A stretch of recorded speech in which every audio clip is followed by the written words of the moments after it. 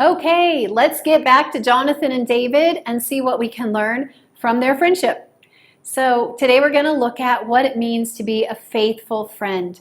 And you know what? I have to say, I have been so blessed in my life to have so many great friends. And I'm so thankful that wherever I've gone, God has brought great people in my life. And even though I live on the other side of the world from all my family and most of my friends, God has still continued to keep those relationships strong, and for me to know that they're there for me and they have my back, and that means so much.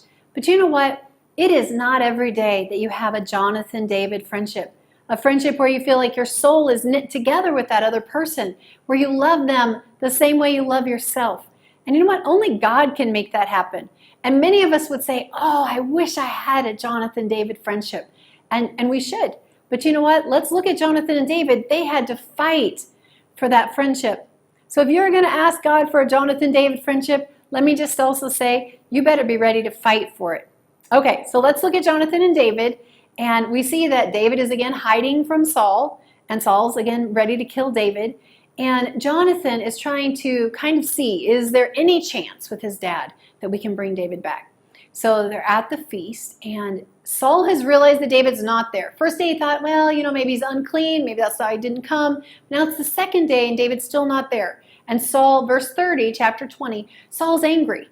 And he's shouting in, where's David? Why is he not here?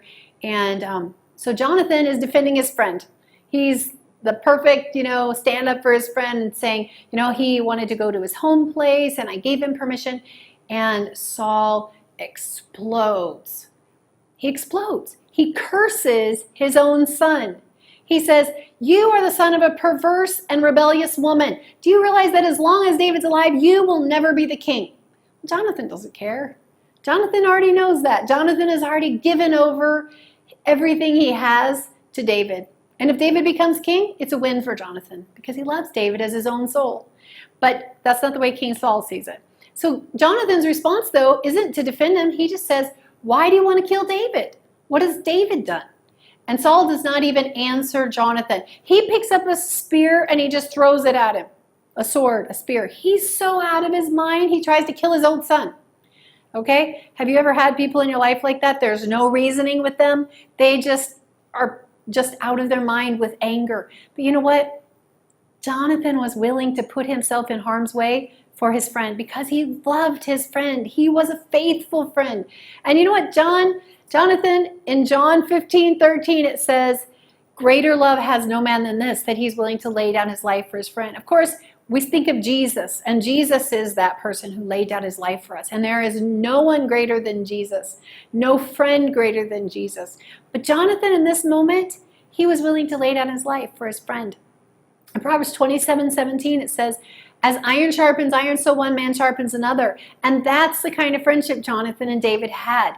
Jonathan made David a better person, and David made Jonathan a better person, and they were there for each other. They supported each other. They encouraged each other. They loved each other. So, going the second mile. We don't want to just be fair weather friends. I'm your friend when everything is going well, or when you have money, or when you can help me. No, I want to be a friend. I want you to be a friend that has a pure heart, a genuine heart, a selfless heart, that you are a faithful friend. Let's be like Jonathan, and let's give our heart to serving each other and not be thinking about our own agenda, but let's trust God with that and be the kind of friend that God wants us to be. Let's go sharpen each other.